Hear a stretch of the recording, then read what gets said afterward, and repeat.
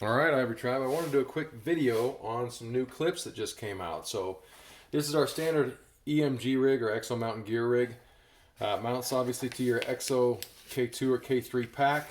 This one happens to be a K3 pack, so it's got the 2-inch belt webbing and also comes with the 2-inch belt webbing clips. Now, you can kind of see this is the 2-inch belt webbing clip. You can see there's not a whole lot of room in there for a belt, like a standard belt, a leather belt, or a rigger's belt, anything like that. It works really well because it pinches this 2-inch Exo belt webbing very nicely and very tightly, especially around where it doubles up toward the back there. You can kind of see that Velcro doubles up and makes it double the thickness. But anyway, so this is what we have been using for a while. The good thing about this thing is that it pinches so nice and tight. You don't get a whole bunch of forward and backward movement, which is very nice.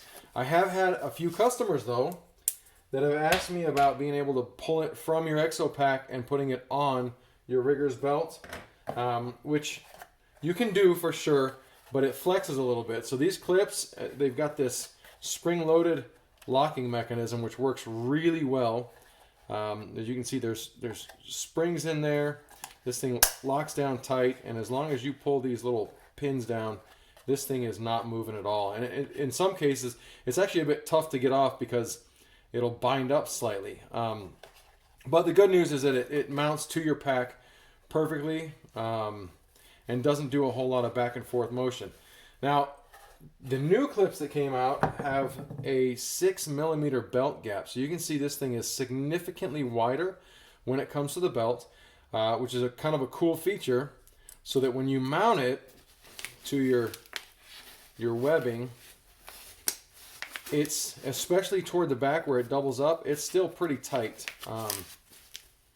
Actually, we're gonna bring it back about as far as we can, clip it together, and it's a nice tight fit. It'll move if you want it to, but it's not so much that it's gonna start sliding forward until you get to that single layer of webbing. The single layer webbing allows it to move a little bit more freely.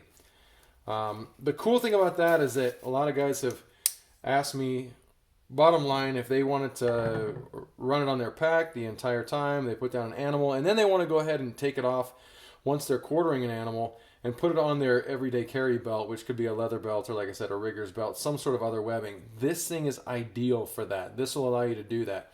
The other cool thing about this is if you've got multiple packs or multiple belts in some cases, this thing has got this little spacer in it. So right now it's set up for 2 inches. It'll give you a 2-inch belt and it'll clip on a 2-inch belt just beautifully. If you take this little spacer out though, you can get up to a 2¼ inch belt there. So at the biggest, a 2¼ inch belt there, or you can move it to one of these 3 slots, and if you move it to this third slot, you can get to a 1½ inch belt. So if you were running a K2, you could go to 1½ inches. If you're running a K3, you pull this thing out, run it at that bottom slot. It runs at a 2-inch gap there. So I just want to see your thoughts and where you get the most value. This thing, these pinch nice and tight. They don't allow a whole lot of forward and backward play. And actually, you know what? While we're talking about it, let's go ahead and mount this thing, and you'll see. I did some measurements earlier. We put this EMG holster on the K3 pack and then clip it in. And I always tend to run mine way towards the back. Now, some guys, and you may have seen the video before, some guys will actually un-Velcro this, clip the holster to it, and then run the Velcro over the back side of that clip. And that's fine too. And then most guys are just clipping it in. Again, you can see that it takes a little bit of flex to do that. So the only downside I can see is that with these clips, with these guys, your holster, especially when you pull it off your shoulders, when that thing is not fastened tight around your waist and it's not bending like so, it's conceivable that it could move back and forth. But the cool thing with what Exo did is they didn't put a whole lot of room front to back on these hip belts. knowing that if you get it too heavy, it's not going to perform right. So you've got approximately, yeah, it's almost right at 2 inches of play here. So if you wanted to move this thing around, or even if you didn't want to move it around and you go to dismount your pack and this thing does move, it's only going to move a maximum of 2 inches. And this is, again, this is the K3. The K2 is a little bit, they've got a little bit more room on the belt line. So it's something to think about. So bottom line, I just want to see where you see the most value. Is it in the clips that'll allow you to clip it nice and tightly to where it's it pinches it pretty tightly and it's not going to move very much at all, if any. And then you can kind of see what happens after a while with those clips. They almost adjust themselves to whatever the application is.